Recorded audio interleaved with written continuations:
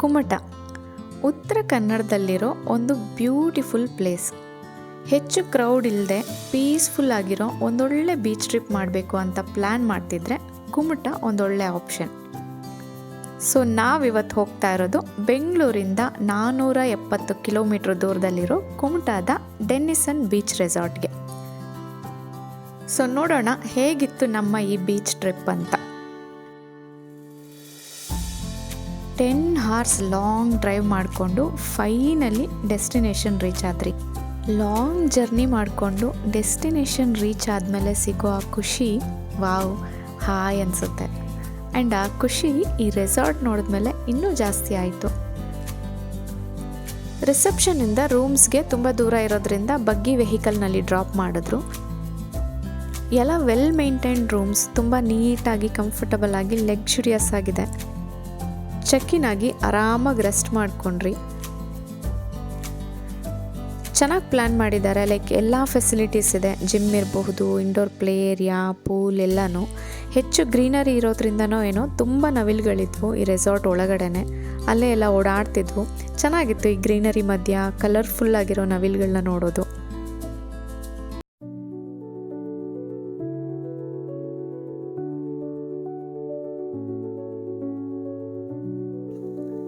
Greenery, nature and private beach ಇದನ್ನೆಲ್ಲ enjoy ಮಾಡೋದಕ್ಕೆ ಕುಮಟಾದಲ್ಲಿರೋ one of the best resort ಇದು.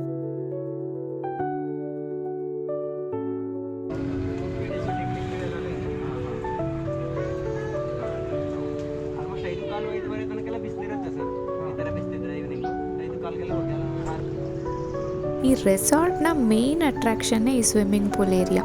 ಒಂಥರ ಬಾಲಿನೆಸ್ ವೈಬ್ ಕೊಡುತ್ತೆ. ತುಂಬ ಚೆನ್ನಾಗಿತ್ತು. ಮಕ್ಕಳಂತೂ ಸಿಕ್ಕಾಪಟ್ಟೆ ಎಂಜಾಯ್ ಮಾಡಿದ್ರು. ಎಷ್ಟೇ ಆಟ ಆಡಿದ್ರೂ ಆಚೆ ಬರೋಕ್ಕಂತೂ ರೆಡಿನೇ ಇರಲಿಲ್ಲ. ಈ ಥರ ವೆಕೇಷನ್ಗೆ ಬಂದಾಗಲೇ ಅಲ್ವಾ ಮಕ್ಕಳ ಜೊತೆ ಹೆಚ್ಚು ಕನೆಕ್ಟ್ ಆಗೋದು. ಯಾಕಂದರೆ ಮನೇಲಿ ಎಷ್ಟೇ ಟೈಮ್ ಸ್ಪೆಂಡ್ ಮಾಡಿದ್ರೂ ಅವ್ರ ಜೊತೆ ಆಟ ಆಡುವಾಗ ಬ್ಯಾಕ್ ಎಂಡಲ್ಲಿ ನಮ್ಮ ತಲೆಯಲ್ಲಿ ಓಡ್ತಾ ಇರುತ್ತೆ. ಓಕೆ, ಇನ್ನೂ ಈ ಕೆಲಸ ಬಾಕಿ ಇದೆ, ಅದು ಬಾಕಿ ಇದೆ, ಅದು ಮಾಡಬೇಕು, ಇದು ಮಾಡಬೇಕು ಅಂತೆಲ್ಲ. ಅಷ್ಟು ಡಿಸ್ಟ್ರಾಕ್ಷನ್ ಮೈಂಡಲ್ಲಿ ಅಷ್ಟು ಹೆಚ್ಚು ಕನೆಕ್ಟ್ ಆಗೋದಕ್ಕೂ ಆಗಲ್ಲ. ಅದಕ್ಕೆ ಹೇಳೋದು, ಪುಟ್ಟದಿರಲಿ ದೊಡ್ಡದಿರಲಿ, ಟೈಮ್ ಸಿಕ್ಕಾಗಲೆಲ್ಲ ಬ್ರೇಕ್ ತೊಗೊಂಡು ಈ ಥರ ವೆಕೇಷನ್ ಮಾಡ್ತಿರಬೇಕು. ಅದೊಂಥರ ತುಂಬ ಖುಷಿ ಕೊಡುತ್ತೆ. ಒಟ್ಟಾರೆ ನಾವಿಲ್ಲಿ ಸ್ಪೆಂಡ್ ಮಾಡಿದ 2 ಡೇಸೂ ಯಾವುದೇ ಕ್ರೌಡ್ ಇಲ್ಲದೆ ಆರಾಮಾಗಿ ಪೀಸ್ಫುಲ್ ಆಗಿತ್ತು. ಸೊ ಕುಮಟಾದಲ್ಲಿ ಒಂದೊಳ್ಳೆ ರೆಸಾರ್ಟ್ ಸ್ಟೇ ಅಂತ ಏನಾದರೂ ನೋಡ್ತಾ ಇದ್ರೆ one of the best option ಇದು.